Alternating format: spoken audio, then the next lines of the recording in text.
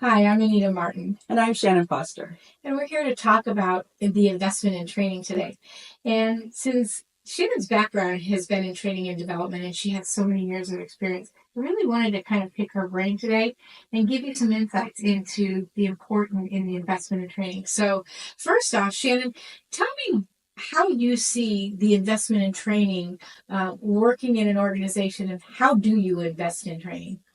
Well, the first thing that we have to do is we have to get leadership to understand that training is super important, and it's not a nice to have, it's a need to have. And a lot of times they take training for granted, and they just, you know, we don't invest in building up our L&D team and actually having somebody who can go in and train the people. So we take our high performers and we call them trainers, and we expect them to teach people how to do things. And in my experience, high performers are high performers because they're good at doing a particular task or a job.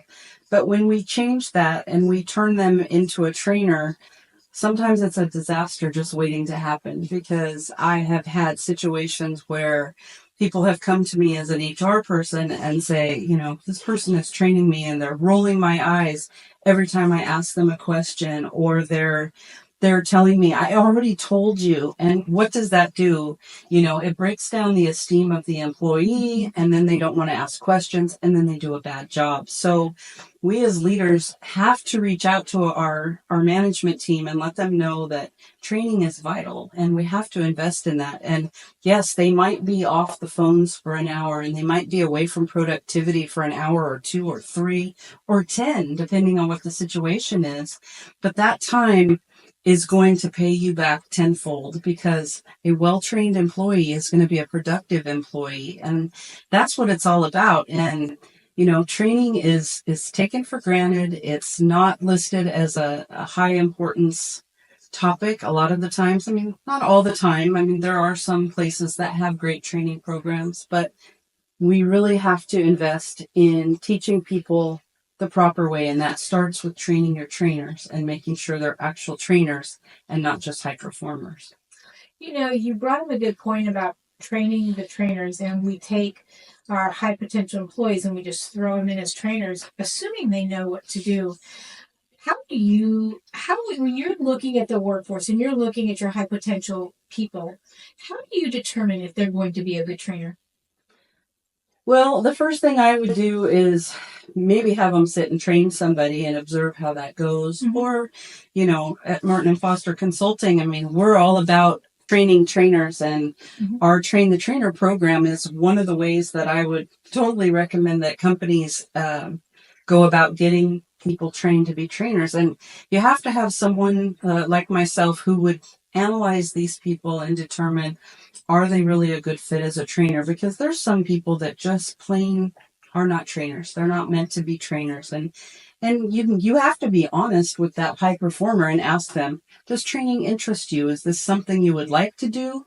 Or is this something that, oh, you're going to get a few dollars more on your paycheck, and they look at it as an opportunity for a bigger paycheck, and they take on the job when they have no desire to teach people. I mean, you have to be a special kind of person to be able to sit down and be patient and let somebody learn.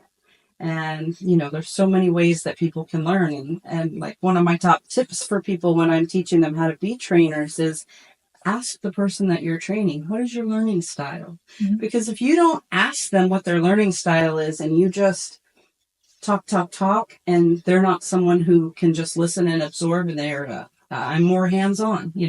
Some people are auditory, they like to hear it. Some people like to do it, and some people like to hear it, watch it, and then do it. So you kind of have to know who your audience is. So training the trainers is the first thing I recommend that people do. But not everybody is a trainer, and just because you're a good performer doesn't mean you're a good trainer.